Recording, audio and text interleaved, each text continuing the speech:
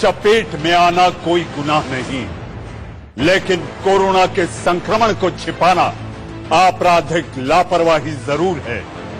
मस्जिद, मदरसों को अपना ठिकाना बनाना और उसके बाद अब नौबत यहां तक आ गई है कि इन्हें बाहर निकालने के लिए मुनादी पिटवानी पड़ रही है। जी हां, तौबा तौबा, ये वो जमाती हैं जिन्होंने एक छोटी सी मरकज क्या लगाई, देश में तबाही फैला दी, व्यवधान डाल दिया, मुसलमान कौम को मुश्किल राह पर लाकर खड़ा किया। ये वो जमाती हैं। जी हां, शाम के 7 बजे हैं। नमस्ते, मैं हूं मनीष अवस्थी, देश का सवाल लेकर हाजिर हूं। मदरसे से मस्जिद ठिकाना और आम लोग बने इनका निशाना। क्या जमात से जुड़े लोग जानबूझकर ऐसा कर रहे हैं? एक के बाद एक कई शर्मनाक वाक्य सामने आए।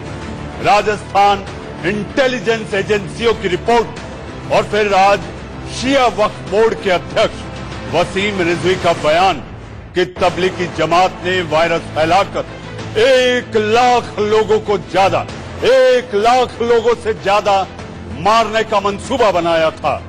एक के बाद एक ये सारी घटनाएं और सारे आरोप जमात को 21वीं सदी का सबसे बड़ा आरोपी बनाकर कटघरे में खड़ा कर रहे हैं। जमात के लोग अब भी मस्जिदों और मदरसों में छिपे हैं। वो आम लोगों के बीच बीमारी लेकर घूम रहे हैं। वो अपनी बीमारी छिपा रहे हैं। वो सामने नहीं आ रहे। मेडिकल स्टाफ से बदसलूकी कर रहे हैं। और ये सब तब हो रहा है जब कई राज्यों में हर दूसरा मरीज तबलीग से ताल्लुक रखता है।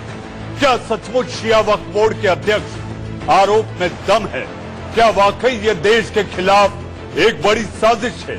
आज इसी मुद्दे पर है देश का सवाल। शुरुआत करें उससे पहले आप खुद सुनिए वसीम रिजवी ने आखिर क्या कहा है।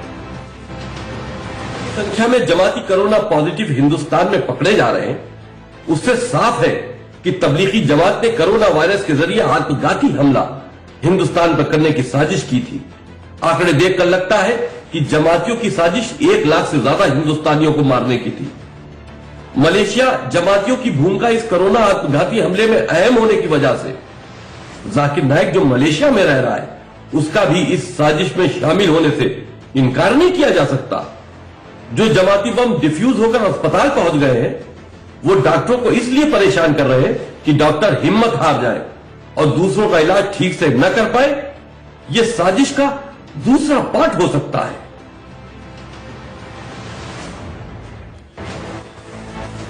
आपने वसीम रिजवी को सुना, और अगर ये वाकई ऐसी साजिश है जो कि प्राथमिक तौर पर दिखाई देता है, मस्जिद मदरसों में छिप रहे हैं। अगर आपका इलाज करवाने के लिए सरकार आपसे गुहार लगा रही है, सामने आइए। पुलिस की तमाम नोटिसों के बावजूद आप उसकी अनदेखी कर रहे हैं। इस वक्त मेरे साथ दिल्ली सेंट्रल जोन के डीसीपी संजय भाटिया जुड़ चुके हैं। भाटिया साहब, आपका इंडिया न्यूज में स्वागत है। हमारे पास तमाम जानकारियां आ रही हैं भाटिया जी कि इस समय दिल्ली पुलिस कोई कोर कसर नहीं छोड़ रही, और पिछले 4 दिनों में जो वाकये बड़े हैं उसमें सबसे बड़ा हाथ अगर किसी का है तो वो जमातियों का है। कोरोना पॉजिटिव मरीज दिल्ली में जो बढ़ते दिख रहे हैं उसमें जमाती ज्यादा से ज्यादा शामिल हैं। भाटिया साहब, अब आप ड्रोन के जरिए इन पर निगरानी रख रहे हैं। आप ड्रोन के जरिए आकाशवाणी इनको बता रहे हैं कि आप जहां पर हैं बाहर निकले। भाटिया साहब, देश सुनना चाहता है, दिल्ली सुनना चाहती है।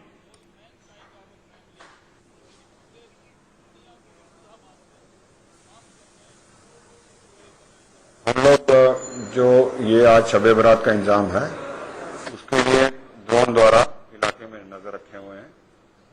हम लोग एक बड़ी पिक्चर लेने के लिए, लार्जर व्यू लेने के लिए, ताकि हमें सारे एरियाज के बारे में पता चल सके, उसके लिए हम ड्रोन का इस्तेमाल कर रहे हैं। हमें उम्मीद है कि लोग अपने कर रहे हैं। हमें उम्मीद है कि लोग अपने घरों से नहीं निकलेंगे। एक उनको अपील भी की गई है और ये आशा करते हैं कि लोग घर पे ही रहकर इबादत करेंगे जितनी भी रिलीजियस सेरेमनी है घर पे ही रहकर परफॉर्म करेंगे, बाहर नहीं निकलेंगे और संक्रमण की चेन को रोकने में हमारी मदद करेंगे। भाटिया साहब, हमें जानकारी आई है कि आप ड्रोन के जरिए उन इलाकों में, उन सेंसिटिव इलाकों में जहां पर अगर कोई जमाती छिपा है, तो ड्रोन के जरिए, अगर मैं ये कहूं तो गलत नहीं होगा कि आकाशवाणी हो रही है कि आप जहां भी हैं बाहर निकलें, सरकार की मदद करें, लॉकडाउन में सहयोग करें।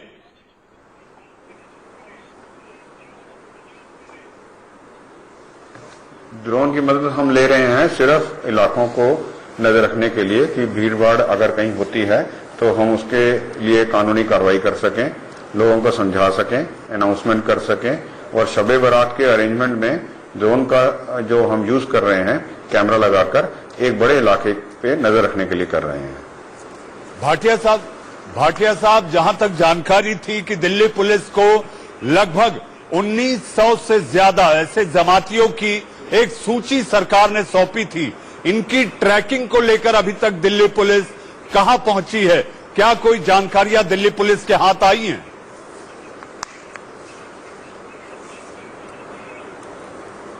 इसके बारे में अगर आप सेंट्रली किसी से बात करें तो वो बेहतर रहेगा, क्योंकि ये चीज जो है वो सेंट्रल डिस्ट्रिक्ट से अकेले ताल्लुक नहीं रखती। तो कोई सेंट्रल लेवल पे इसका जवाब दे तो बेहतर रहेगा। भाटिया साहब, लेकिन आपके इलाके में जो पुलिस स्टेशन आते हैं वो अपने आप में बड़े संवेदनशील है, और वो ऐसे इलाके हैं जहां पर यह अंदेशा है कि जमाती छिपे हो सकते हैं। भाटिया साहब,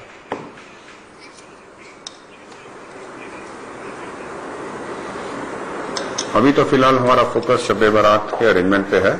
हमारे लिए ये इम्पोर्टेंट है कि कहीं भीड़ भाड़ ना बढ़े और कहीं लोग बाहर निकलकर एक दूसरे के संपर्क में ना आए, ताकि हम इस संक्रमण की चेन को तोड़ सकें। भाटिया साहब, जहां तक बात की जाए कि जो अभी तक आपका आह्वान है, दिल्ली पुलिस का आह्वान है, उसको लेकर जो आप सड़क पर नजारा देख रहे हैं, ड्रोन के जरिए जो निगरानी रख रहे हैं, आपको क्या लगता है कि लोग इसके समर्थन में सामने आ रहे हैं कि लोग घरों में रहकर ही इबादत करने की मन बना चुके हैं?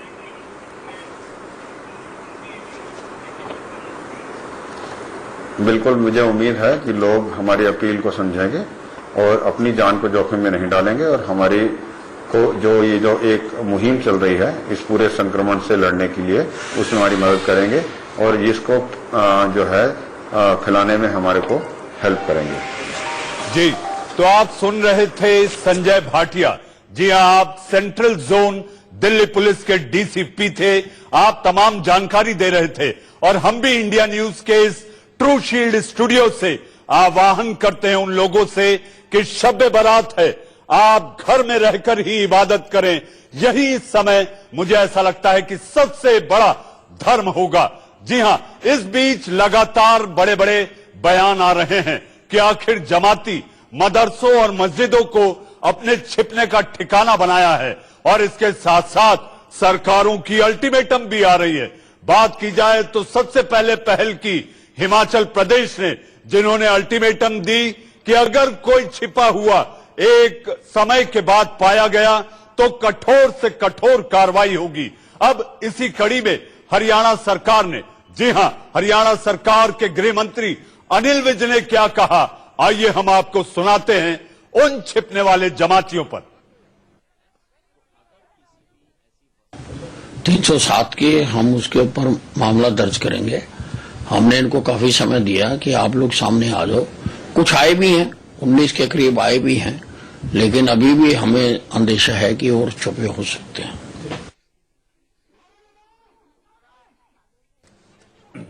तो आपने सुना अनिल विज। जी हां, आप हरियाणा सरकार के गृह मंत्री हैं। गृह मंत्री होते हुए उन्होंने जो वार्निंग, जो अल्टीमेटम दी है, अब भी आप आंख कान खोल के, हम फिर आपसे आग्रह करते हैं, अगर आप कहीं छिपे हुए हैं, मंदिर में हैं, मस्जिद में हैं, अपने किसी रिश्तेदार के यहां हैं, तो आप बाहर आ जाइए। ये इस समय देश कोरोना वायरस से लड़ रहा है।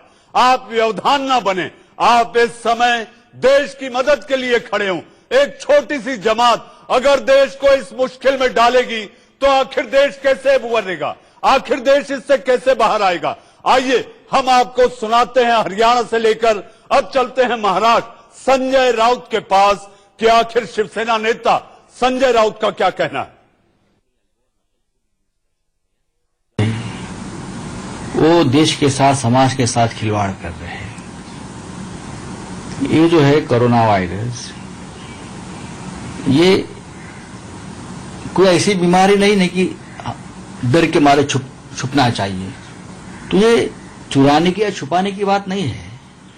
अगर आप में लक्षण है, आप उस जमात के प्रोग्राम में गए थे, तो आप खुलकर सामने आइए। तो आप ये देश के अलग अलग राज्यों के नेताओं को सुन रहे थे कि आखिर जमातियों को लेकर इनके मन में क्या चल रहा है और सरकार ने क्या ठानी है। इस बीच मेरे साथ आज इस ज्वलंत सवाल पर कि क्या जमातियों ने उस मरकज में ये साजिश रची गई थी, ये हम नहीं कह रहे, ये कहना है शिया वक्फ बोर्ड के वसीम रिजवी का, जिनकी बाइट, जिनका बयान आपने सुना कि एक ऐसी साजिश थी कि 1 लाख लोगों को मौत के घाट उतारा जाए। आइए इस पर चर्चा करने के लिए मेरे साथ मेहमानों का पैनल है। पैनल में मेरे साथ जुड़े हैं यासिर जिलानी। जी हां, आप मुस्लिम विचार मंच के नेता हैं, आप प्रवक्ता हैं। मेरे साथ अब्दुल रज्जाक साहब, आप बेंगलोर से खास तौर पर हमारे साथ जुड़े हैं, आप राजनीतिक विश्लेषक हैं। आप दोनों का देश का सवाल में बहुत बहुत स्वागत है। यासिर जिलानी, वसीम रिजवी ने कहकर चौंका दिया। मुझे ऐसा लगता है कि कोरोना से देश जंग लड़ रहा था। वसीम रिजवी का बयान एक भूकंप ला दिया कि 1 लाख लोगों को मारने की साजिश थी।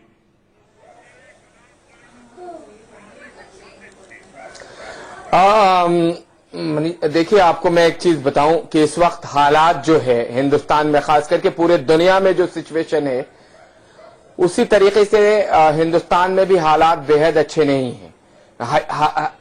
हिंदुस्तान के अंदर जो 3rd फेज के मुहाने पे हम लोग खड़े हैं, और जो मेरे पास आंकड़े हैं, जो मेरे पास अभी, जो हम लोगों ने, हमारे पास भी पूरा एक तरीका है जिससे हम सब पे नजर रखते हैं और ध्यान रखते हैं, रिसर्च करते हैं। उसमें 500 से ज्यादा जो इस वक्त भी मरकज के तबलीगी जमात के लोग मिसिंग हैं। आखिर वो कहां हैं, वो क्यों सामने नहीं आ रहे हैं? वो अगर सामने आएंगे तो एक बात बताइए कि किसका फायदा होगा? उनका अपना फायदा होगा। और जहां वो छिपे हुए हैं, जिन लोगों के आसपास हैं, जिन मोहल्लों में हैं, जिन शहर के जनपद पे हैं, जिस गांव में हैं, उन लोगों का फायदा होगा। तो ये इस वक्त जरूरत इस बात की है कि हम सब एक होके इस लड़ाई में सामने आए, और तभी हम जीत पाएंगे जब हम अपने आप को हेल्थ ऑफिशियल के सामने आएंगे, जांच कराएंगे। और जांच के नतीजे भी देखिए, आज का जो आंकड़ा था वो करीब जांच आज की गई है 12,000 लोगों की, और जो पॉजिटिव केसेस आए हैं उसमें 398 है।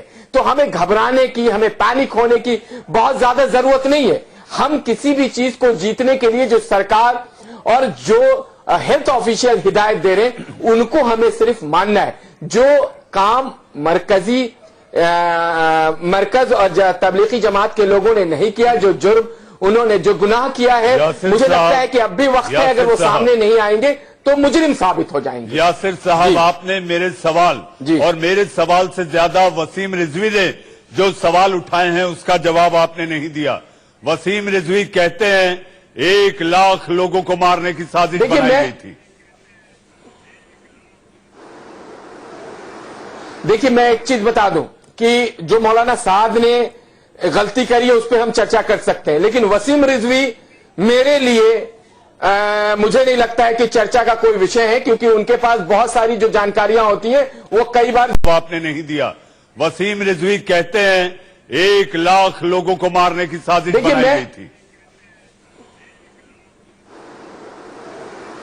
देखिए, मैं एक चीज बता दूं कि जो मौलाना साद ने गलती करी है उस पर हम चर्चा कर सकते हैं, लेकिन वसीम रिजवी मेरे लिए मुझे नहीं लगता है कि चर्चा का कोई विषय है, क्योंकि उनके पास बहुत सारी जो जानकारियां होती हैं वो कई बार झूठी साबित हुई हैं, तो उस पर मैं चर्चा नहीं कर सकता हूं। और हम लोग तबलीगी जमात के ऊपर सवाल उठा रहे हैं। तबलीगी तालिबानी तक हमने उनको इसलिए कहा कि वो कहीं ना कहीं हमारे अपने कौम के साथ उन लोगों ने धोखा दिया और अब भी धोखा दे रहे। बट एक इंडिविजुअल इस तरह की बात करेगा तो हम उस पर चर्चा बिल्कुल नहीं कर सकते, ना उनको किसी तरह से मैं इंडोर्स करूंगा।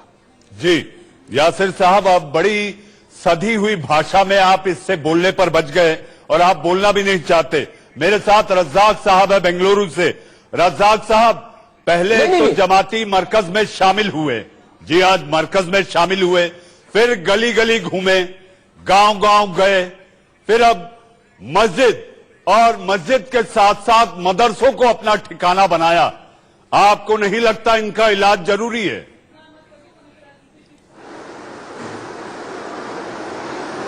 मनीष जी, सबसे पहली बात यह है कि इसके अंदर कोई साजिश नहीं है। ये आरएसएस के चाटुकार वसीम रिजवी, वजाहतुल्लाह खासमी, ये यासिर जिलानी, इन लोगों को हमने ट्रिपल तलाक के मुद्दे पर देखा, राम मंदिर के मुद्दे पर देखा। ये लोग आरएसएस के चाटुकार हैं, ये लोग कौम के खिलाफ बिल्कुल बात करेंगे।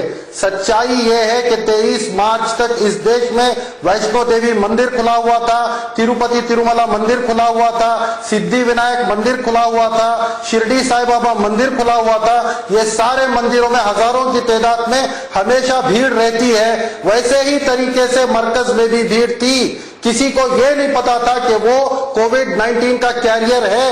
अगर से अब जाकर के हमको पता चला है कि इनमें से कई लोग इन्फेक्टेड हैं, तो वो उनकी मासूमियत है, वो उनकी नादानी है। जिस किसी की भी तबीयत खराब हो रही है वो घुट कर मरना नहीं चाहता, वो अपने आप सरकार के सामने आप ये न कहें मरकज में ये शामिल होते हैं और इन्हें ये जानकारी नहीं है कि दिल्ली सरकार ने 50 लोगों से ज्यादा जमा होने पर बंदी लगा रखी है। सिर्फ इसलिए क्योंकि मुसलमान औरत थी, उसका इलाज नहीं किया गया। सिर्फ इसलिए क्योंकि वो मुसलमान औरत थी, उसका इलाज नहीं किया गया। छोटा सा बच्चा मर गया, अरे उसका बच्चा मर गया। ऐसे आरएसएस के दलालों को बुलाकर जो चंदा लाता है भारत से बाहर से, ये वही आदमी है जो यासिर साहब, अब्दुल साहब, मेरे साथ बीजेपी प्रवक्ता आरपी सिंह साहब भी जुड़ चुके हैं। आरपी सिंह साहब, मजहब नहीं सिखाता आपस में बैर रखना। आज एक सच्चा खालसा हमारे साथ है। आपको लेकर ट्विटर पे एक बड़ा ट्वीट चल रहा है जोरों से कि आप उन मुसलमान लोगों को भी फोन कर कर पूछ रहे हैं कि आपको किस तरह की मदद है, हम मदद करना चाहते हैं। ये खालसा धर्म सिखाता है, सारे धर्म इंसानियत सिखाते हैं। तो खालसा आरपी सिंह, इस समय वसीम रिजवी ने आरोप लगाया है कि 1 लाख लोगों को मारने की साजिश के तहत मरकज जमा हुई थी। देखिए, मुझे इस पे कहते हुए कोई शक नहीं है कि जो मरकज था तबलीगी लोग सब ये किसी के रूप से सारा माना, क्योंकि वो पैनलिस्ट कह रहे हैं, यहाँ पर कह रहे हैं कि बाकी धार्मिक संगठन में वहां पर कहीं देश के लोग नहीं आए थे, आए थे और उधर विदेश के लोग आए थे। तो वहां पे जितने वहां लोग थे और मौलाना खासकर को जानकारी थी कि जो विदेश से आ रहे हैं उनके कारण से कष्ट देश में कोरोना वायरस का सबसे बड़ा प्रकोप था वो देशों के कारण से शुरू हुआ। उसके बावजूद भी उन्होंने कहा, क्या कहा वहां पर कि आप आइए, आप यहाँ पे नमाज पढ़िए, और नमाज पढ़ेंगे तो आपकी अल्लाह चिंता करेगा। और अभी क्या हो रहा है, अभी ये सब लोग भी कह रहे हैं भैया आप आओ, इलाज करो, भारत सरकार इलाज करना चाहती है। और ये वापिस कह रहे हैं, ये किसी भी धर्म को नहीं देखता है कोरोना, कि सबको मरेगा। 500 लोग हैं, अगर नहीं निकलेंगे तो लोगों को शक उभरेगा। ये तहकीकात है। और जितने आदमी कह रहे हैं कि ये एक है, एक सोची साजिश है, तो इसकी तहकीकात सरकार की। परंतु अभी तो हमारी गिनती है। मैं कर रहा हूँ सबसे, मुझसे रिक्वेस्ट कर रहा हूँ कि कृपया आप तुरंत लोकल एडमिनिस्ट्रेशन के पास जा सकते हो, ताकि का भी इलाज हो सके। आपकी कौम में जो से नुकसान के जिनको जिनको दिक्कत होती है उनका भी इलाज हो सके और बाकी देश बच सके। परंतु मुझे लग नहीं रहा ऐसा होता है, क्योंकि कहीं ना कहीं तो कुछ बात है। नहीं तो क्यों रहेंगे जब सरकार सब उनका इंतजाम कर रही है। आरपी सिंह, यासिर जिलानी और अब्दुल रज्जाक साहब, आप हमारे साथ लगातार बने हुए हैं। अब वक्त है एक छोटे से ब्रेक का। जी हां, किसी दिन कोरोना कॉमेडी के तहत मौलाना साद को क्यों नहीं गिरफ्तार किया जा रहा, क्यों नहीं? आखिर मौलाना साद को नोटिस पे नोटिस, अब लुकआउट नोटिस जारी हो गया। जब ये जानकारी है कि मौलाना साद जाकिर नगर में है तो उसकी गिरफ्तारी कब? आरपी साहब। देखिए, पहली बात तो हमारी कोशिश ये है कि जो लोग अभी तक अपने आप को सरकार के हवाले नहीं कर रहे, वो सरकार को अपने आप को सरकार के हवाले करें और उसका इलाज हो पाए। क्योंकि इंसानियत मांगती है कि हम फिरें, तो किसी कस्म में है तो उनका बेशक मानसिक रूप से कस्म है, शारीरिक रूप से कस्म है, उनका इलाज होना जरूरी है। जहां तक मौलाना साद है उनको किया जाएगा, पुलिस से क्वारंटाइन में हो तो सरकार की नजर है, कहीं भी होकर सरकार को ऐसा नहीं पकड़ेगी। उनके खिलाफ जो मुकदमे हैं चलेंगे। इस समय हमारे मुल्क को किस्मत को भी मौका दिया गया, तो इस समय उनको ये मौका दिया जाए कि अपनी सेहत अच्छी करने, अगर उनको तकलीफ है तो अपनी सेहत अच्छी कर ले। क्योंकि हम शुरू में आपने कहा कि तो नफरत की राजनीति, तो हमारे मन में एडमिनिस्ट्रेशन में ये नहीं है कि ये किसी कौम, हाँ वो प्रकार के लोग हैं इन्होंने शरारत की, जानबूझकर शरारत की। जी आरपी साहब, मैं आपके पास आऊंगा। आपकी आवाज में थोड़ी सी दिक्कत आ रही है। मेरे साथ यासिर जिलानी और अब्दुल रज्जाक साहब हैं। अब्दुल साहब, मैं आपके पास आता हूं। बीएमसी यानी कि Brihan Mumbai corporation, BMC Bombay municipal corporation ने यह आधिकारिक तौर पर कहा है कि मुंबई में जो मामले आ रहे हैं, मुंबई में जो मौतें हो रही हैं, उसमें 90% जिम्मेदार कोई और नहीं, जमाती हैं। अब्दुल रज्जाक साहब, 24 घंटों में 9 लोगों की मौत। हो सकता है मनीष जी, मैं इनकार नहीं कर रहा हूं, हो सकता है मनीष जी, मैं इनकार नहीं कर रहा हूं। बीमारी जब आती है, महामारी जब आती है तो वो धर्म को देखकर नहीं आती। मुसलमान है, हिंदू है, आप देश के आंकड़े उठाइए, इसके अंदर सिर्फ 25% मुसलमान है। मैं सिर्फ इतना कहना चाह रहा हूं कि केंद्र सरकार की फेलियर्स को छुपाने के लिए आज जमात को यह निशाना बनाया जा रहा है। 30 जनवरी को जब पहला केस आया था, वर्ल्ड हेल्थ ऑर्गेनाइजेशन से जब एडवाइजरी आई थी, तो सरकार को बहुत महत्वपूर्ण था नमस्ते ट्रंप। मध्य प्रदेश की सरकार हथियाने के पीछे पड़े थे।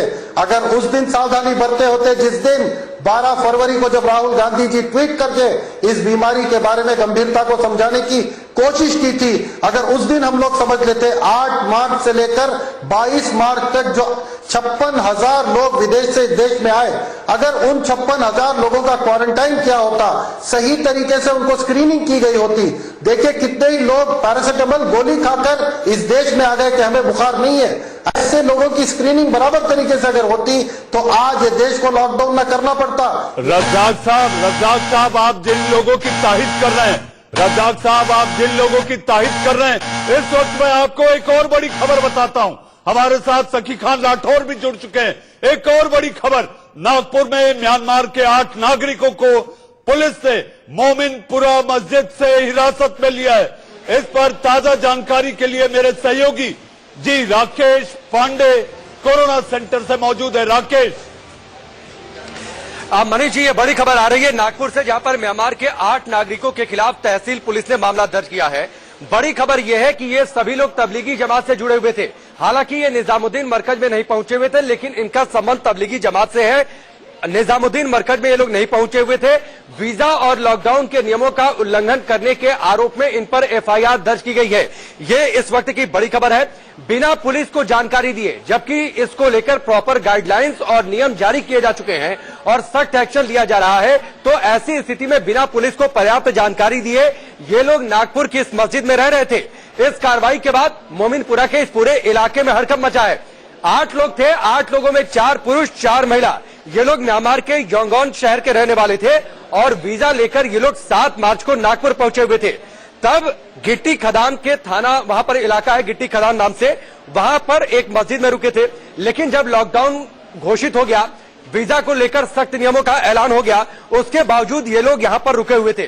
पुलिस का दबाव बढ़ता देखकर ये लोग 8 लोग 21 मार्च को मोमिनपुरा के अंसार नगर में इदराए इदाफिजुल कुराट, वहां पर लाल मरकज है, वहां पर ये लोग चले गए और मोमिनपुरा मस्जिद में ये लोग रह रहे थे।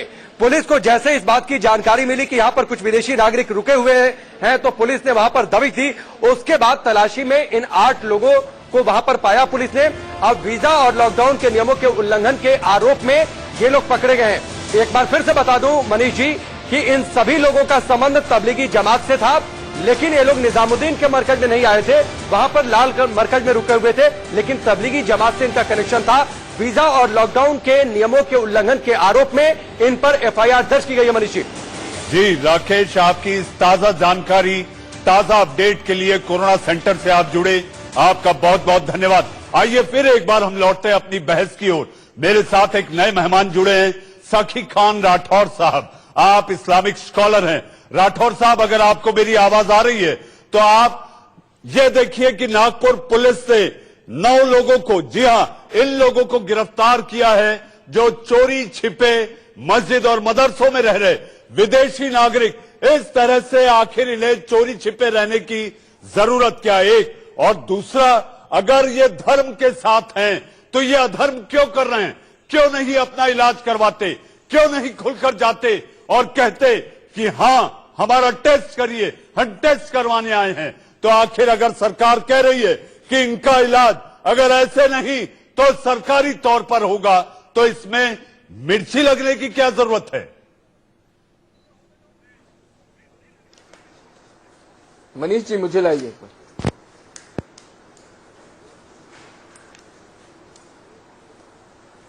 राठौर साहब,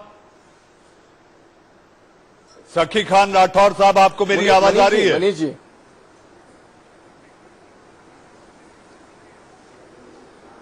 राठौर साहब से किसी तकनीकी खामी के कारण हम नहीं जुड़ पा रहे हैं। हमारे साथ यासिर जिलानी हैं। मनीष जी, यासिर जी, आप कुछ कहना चाह रहे थे, लेकिन अगर आपने मेरा सवाल सुना होगा तो मैं चाहूंगा कि जवाब आप उस पर भी देंगे।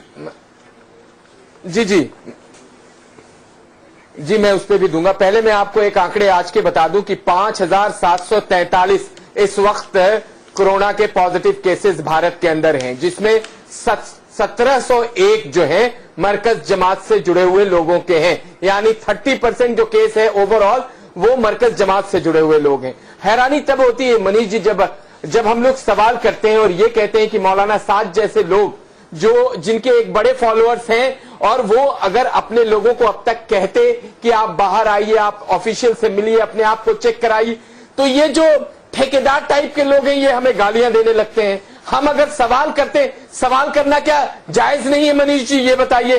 तो ये जो मोहल्लों में जिनकी औकात नहीं है, जो नेतागिरी छोटे लेवल पे करते हैं, ये सवाल कर लेते हैं। हम किसके लिए कह रहे हैं? हम ये कह रहे हैं कि अगर आप आएंगे सामने, आपकी चेकिंग होगी तो आप जैसे तलवे चाटने वाले नेशनल लेवल पे यूं ही नहीं आ जाते। यासिर जिलानी जैसे चमचे बहुत मचमच करते हैं। यासिर जी, अब्दुल रज़ाक साहब, सवाल करना बुरा नहीं है, सवाल करना बुरा नहीं है, लेकिन इस समय हमें कोरोना जैसी महामारी को मारना है, लोकतंत्र को नहीं। यासिर जिलानी, मैं आपसे फिर कह रहा हूं कि जिलानी साहब, सवाल करना गलत नहीं, लोकतांत्रिक अधिकार है, लेकिन इस समय देश ऐसे मुहाने पर खड़ा है जब सकारात्मक ऊर्जा सारे सियासी दलों की इस लड़ाई में एकजुट होनी चाहिए। को इंडोर्स करूंगा। हमारे साथ मनीष जी देखिए, हर किसी के तरफ से यही बयान आ रहा है। आप मुस्लिम लीडर्स को उठाकर देखिए, हर कोई आज यही कह रहा है कि इस बीमारी को मिलकर लड़ना चाहिए। हम लोग सब इस देश के साथ हैं, कोई भी छिप नहीं रहा है। जिस किसी को भी सिम्टम है वो लोग ही जाकर के टेस्ट करवाएं। मौलाना और धर्मगुरु क्यों नहीं सामने आ रहे हैं? जमातियों की मुसीबत, जमातियों की संकट से सारे मुसलमानों को मुश्किल में डाल दिया है। सारे मुसलमान मुश्किल में, वो गरीब मुश्किल में है जो अपनी दिहाड़ी करता है। वो धर्म जात ना देखें, आप उस गरीब के पेट को देखें। मुसलमानों को मुश्किल में डाला है ये मुट्ठी भर जमातियों ने। तो बताइए वही बात राजस्थान की उस डॉक्टर को जिसने गर्भवती महिला का इलाज करने से पीछे गई, जाकर के बच्चा मर गया। बताइए उन डॉक्टरों को जो मुसलमान के नाम से पीछे हट रहे हैं। आज हम लोग क्यों नहीं सवाल करें? वो खानकाही है। भारत के अंदर जो मुसलमान है वो सूफी मत को मानने वाले हैं, हमारे वली अल्लाहों को मानने वाले हैं। हमारे ख्वाजा गरीब नवाज, हजरत निजामुद्दीन औलिया, बख्तियार काकी रहमतुल्लाह अलैह और पूरे भारत में जो सूफियों की अरे हर कोई ख्वाजा जी को मानता है, कोई ख्वाजा जी का इनकार नहीं करता। उसके मानने जानने वाले लोग हैं। इनको ये कौन है? ये कौन है? ये कौन है? मौलाना साहब, कौन भारत का मुसलमान इनको मानता है? अरे ये कौन है? हम नहीं, हम देशवासी हैं, भारतवासी हैं। हम सवाल इसलिए कर रहे हैं, किसको मानते हैं किसको नहीं मानते, वो संविधान के तहत मानते हैं। हाँ, आगे अब आगे कोई सवाल ना करिए। भारतवासी हो गए। पहले ये भारतवासी नहीं थे, पहले ये साथ के चेले बन जाते हैं। मुसलमानों में पहले ये साथ के चेले बन जाते हैं, अब भारतवासी हो गए। हमारा मकसद ये है मनीष जी, हमारा मकसद है। अरे घर से कहते हैं हम भारतवासी हैं, आपके तरह देश के अंदर बंटवारा करने वाले नहीं है। आपको आरएसएस से जलने का काम लोगों के जान को जोखिम में डाल के छोड़ दिया। यूके के अंदर भी अपने आप को क्वारंटाइन कर दिया।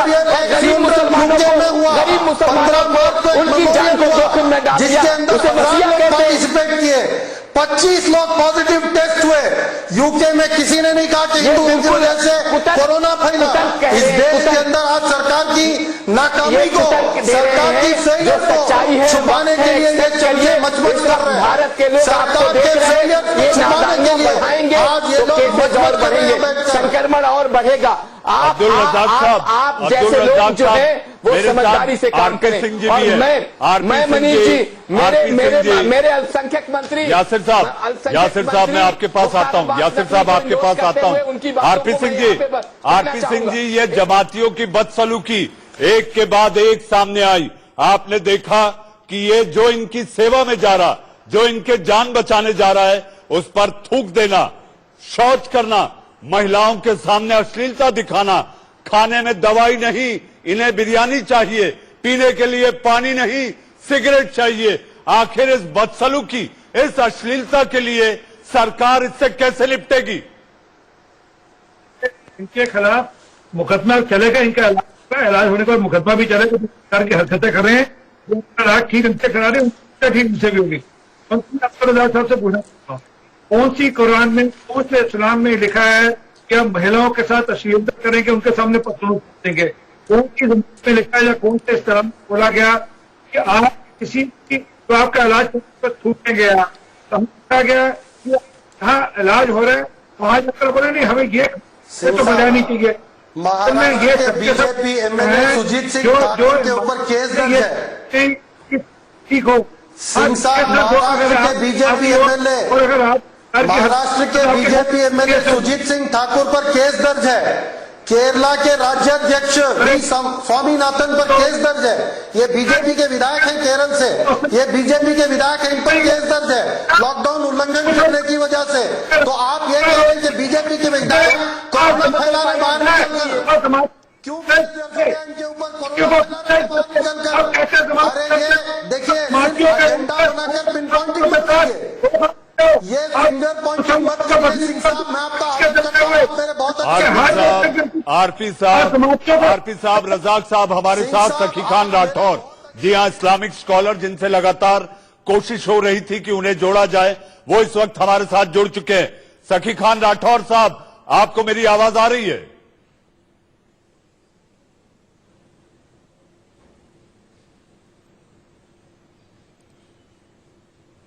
राठौर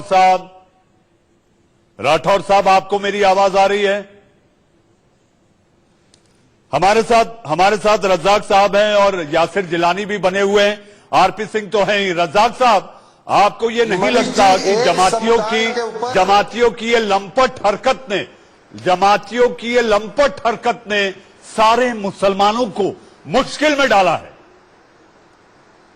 उनसे ज्यादा अब्दुल रज़ाक के उनको सपोर्ट करने से। देखिए मनीष जी, पहले ही मैंने ये बात को स्पष्ट कर दिया है कि जो भी सिम्टम्स दिखेंगे वो लोग किसी भी हाल में अरे इनको चुप कराइए ना मनीष जी, ये क्यों बोलने लग जाते हैं?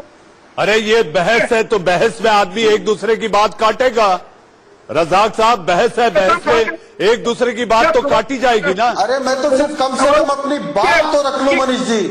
मनीष जी अपनी बात तो रख लो मनीष जी। आरपी साहब, आरपी साहब, चाह रहा हूं कि महाराष्ट्र के एमएलए सुजीत सिंह ठाकुर पर केस दर्ज है, केरल के एमएलए वी स्वामीनाथन पर केस दर्ज है, तो क्या बीजेपी के विधायक कोरोना फैला रहे थे? अगर आप इसको इस तरीके से दिखाएंगे मीडिया में कि लोग कोरोना फैला रहे तो लोग मानेंगे कि कोरोना फैला रहे थे। रजाक साहब, आप संख्या देखिए, रजाक साहब आप संख्या देखिए, जो आंकड़े 7 दिन में दोगुने होते थे। रजाक साहब, आप पढ़े लिखे व्यक्ति, आप राजनीतिक विश्लेषक हैं, मुझे पता है आप आंकड़े लेकर बैठे हैं। जो आंकड़े 7 दिन में दोगुने होते थे। बीजेपी के विधायक कोरोना फैला रहे थे। अगर आप इसको इस तरीके से दिखाएंगे मीडिया में कि लोग कोरोना फैला रहे तो लोग मानेंगे कि कोरोना फैला रहे थे। रजाक साहब, आप संख्या देखिए, रजाक साहब आप संख्या देखिए, जो आंकड़े 7 दिन में दोगुने होते थे। रजाक साहब, आप पढ़े लिखे व्यक्ति, आप राजनीतिक विश्लेषक हैं, मुझे पता है आप आंकड़े लेकर बैठे हैं। जो आंकड़े 7 दिन में दोगुने होते थे वो जमातियों के बाद 4 दिन में दोगुने हो रहे हैं। मुंबई बीएमसी कह रही है कि इस समय जो आंकड़े आ रहे हैं उसमें 90% लोग जमात से जुड़े हुए हैं। मैं पूरे देश की बात नहीं कर रहा हूं मनीष जी। 68,000 केसेस, 68,000 केसेस सिर्फ देश का सवाल है, देश की बात होगी, देश का सवाल है रजाक साहब, देश की बात होगी। अब ये सब लोग कोरोना फैलाने निकले थे, मैं तो सिर्फ दिल्ली की बात कर रहा हूं। श्राद्ध मनाने मध्य प्रदेश के मुरैना में लोग जो जमा हुए थे उनकी वजह से 30,000 लोग क्वारंटाइन है। तो ये सब लोग क्या कोरोना फैलाने निकले थे? कोरोना फैलाने के लिए श्राद्ध मनाया गया था? क्या मैं झूठ कह रहा हूं? क्या मेरे आंकड़े गलत हैं? 30,000 लोग क्वारंटाइन है मध्य प्रदेश में।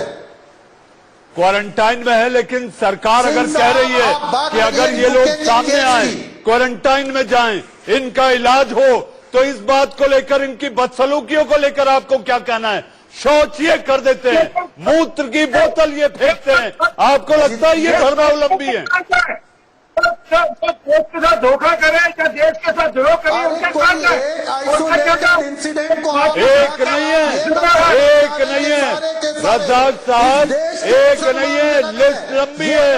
पुलिस पर हमला करना, लोगों पर थूकना, नर्सों के सामने अश्लील हरकत करना, ये शोभा देता है। एक आइसोलेटेड इंसिडेंट, ये झूठे वीडियोस, पुराने वीडियोस, फेक वीडियोस दिखाकर ये डर दिखाया जा रहा है।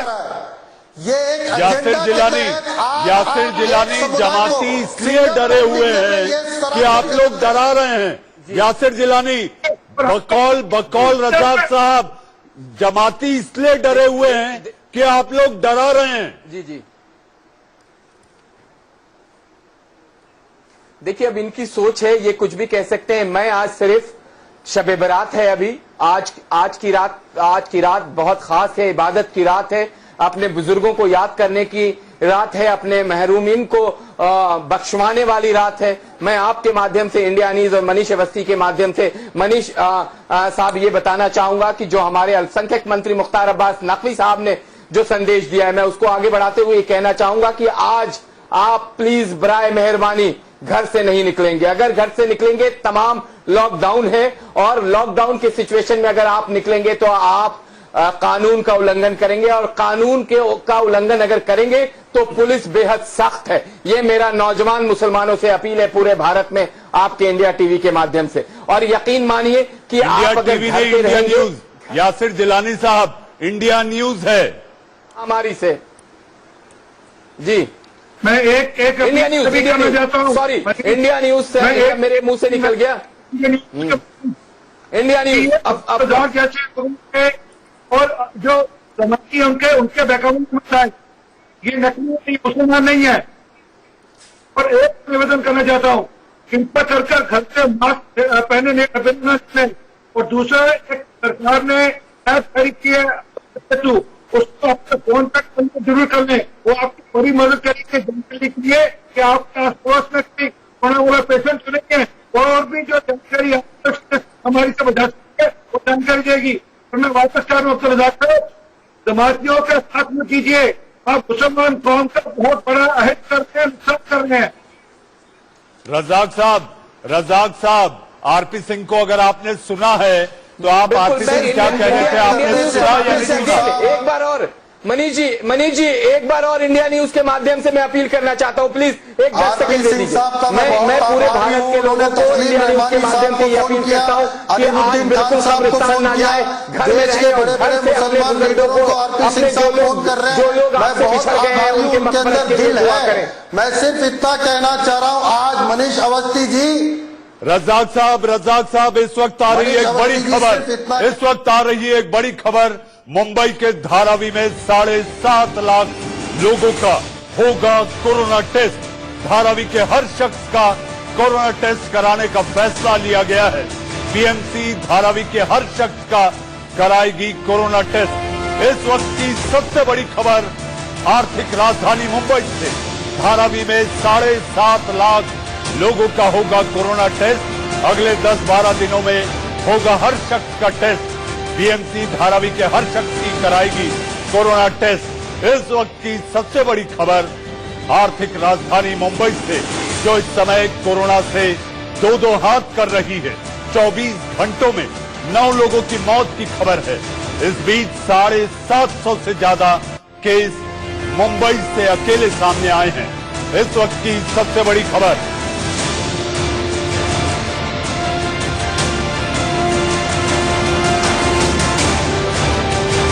बीएमसी धारावी के 7.5 लाख लोगों का कोरोना टेस्ट कराएगी। BMC Mumbai municipal corporation Dharavi के हर शख्स का होगा कोरोना टेस्ट। इस वक्त की सबसे बड़ी खबर आ रही है मुंबई से। धारावी में 3 कोरोना पॉजिटिव मरीजों की मौत हो चुकी है। और इस वक्त की सबसे बड़ी खबर, इस पर ताजा जानकारी के लिए हमारे संवाददाता अभिषेक शर्मा मुंबई से मौजूद हैं। अभिषेक, सबसे बड़ी खबर मुंबई से आ रही है।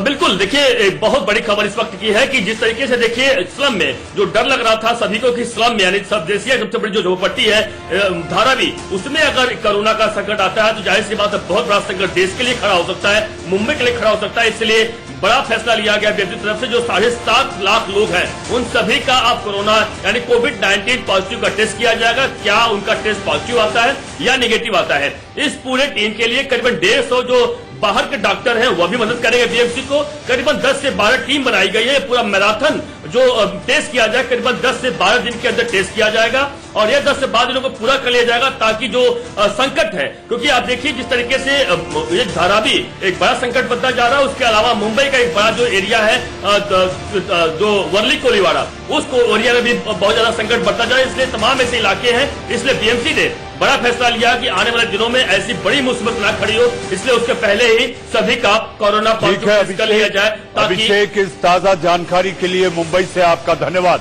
जी हाँ, इस संकट की घड़ी में वक्त आ गया है जब सकारात्मक ऊर्जा का इस्तेमाल हो और परिपक्वता का परिचय दे। हर नागरिक का ये धर्म है। और इस समय मुझे 1973 में बनी बॉबी फिल्म का वो गाना याद आता है। जी हाँ, सोशल डिस्टेंसिंग चल रही है। सोशल डिस्टेंसिंग के साथ साथ सोशल इमरजेंसी है। हॉटस्पॉट्स को लेकर सरकार ने जो फैसले किए हैं, बाहर से कोई अंदर ना आ सके और अंदर से कोई बाहर न जा सके। शब बारात की रात है। फिर एक बार आपसे हाथ जोड़कर निवेदन करते हैं कि आप घर में रहकर इबादत करें। इंडिया न्यूज के ट्रूशील स्टूडियो से देश के सवाल में आज बस इतना ही।